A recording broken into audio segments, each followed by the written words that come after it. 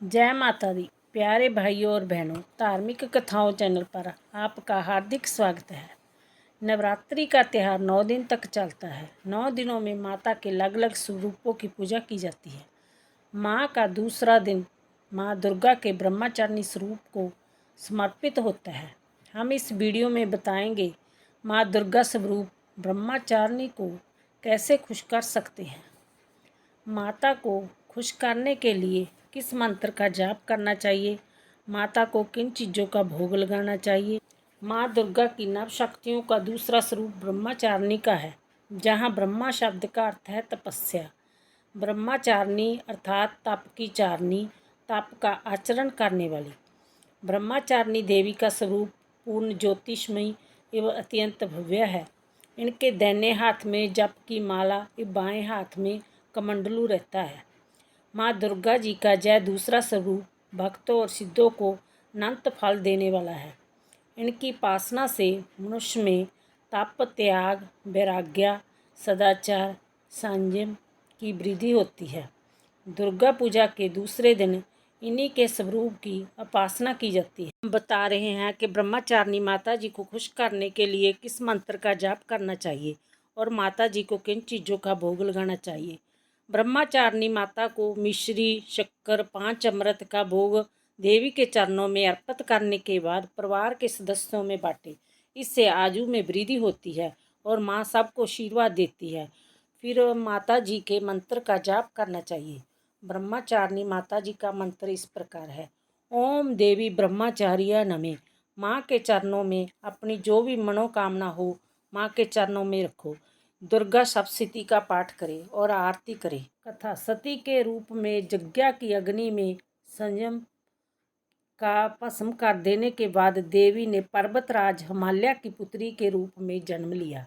तब उनका नाम पार्वती, हेमावती या शैलपुत्री रखा गया। जब पार्वती बड़ी हुई तो ब्रह्मा के मानस पुत्र देव श्री नारद ने उन्होंने दर्शन दिए। उन्होंने पार्वती को बताया अगर वह तपस्या की राह पर चले तो वह उन्हें अपने पूर्व जन्म के पति भगवान भोलेनाथ ही पति के रूप में मिलेंगे। नारद जी के उपदेश से भगवान शंकर को पति के रूप में प्राप्त करने के लिए पार्वती ने घोर तपस्या की। इस कठिन तपस्या के कारण इन्होंने तपस्याचारिणी अर्थात ब्रह्मचारिणी का नाम दिया गया। ब्रह्मचारिणी रूप में पार्वती जी ने 1000 वर्ष केवल फल फूल खाकर ही बिताए और 100 वर्षों तक जमीन पर रहकर साख पर ही निर्वाह किया। कई वर्षों तक कठिन उपवास रखे और खुले आसमान के नीचे सर्दी, गर्मी और बरसात के घोर कष्ट सहे। 3000 वर्ष तक टूटे हुए बेलपत्र खाए और भगवान शंकर की आराधना करती रही। उसके बाद उन्होंने सूखे बेलपत्र खाना भी छोड़ दिए। कई हजार वर्षों तक निर्जल एक निराहार रहकर तपस्या करती रही। पत्तों को खाना छोड़ देने के बाद इनका नाम अपर्णा पड़ बना। कठिन तपस्या के कारण देवी का शरीर एकदम क्षीण हो गया।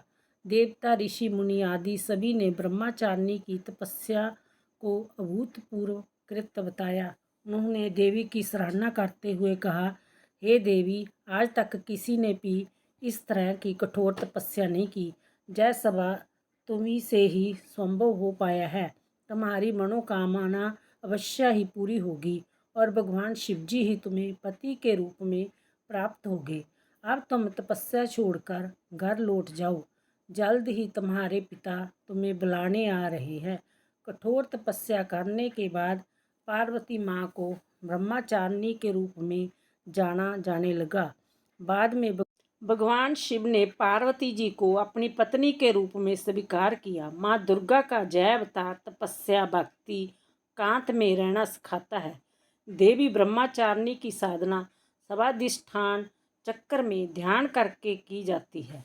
हमें शिक्षा मिलती है कि परिस्थिति का सामना करते हुए भी अपने कर्तव्यों नहीं छोड़ना चाहिए। देवी के भक्त पूर्ण शांति, सुख, समृद्धि के लिए देवी की पूजा करते हैं और देवी की कृपा से समस्त सिद्धियों को प्राप्त करते हैं। यदि यूट्यूब चैनल पर मेरा चैनल धार्मिक कथाएं लाइक और सब्सक्राइब नहीं किया तो प्लीज़ लाइक और सब्सक्राइब कीजिए। बेल आइकन दबाना ना भूलें। वीडियो को ज़्यादा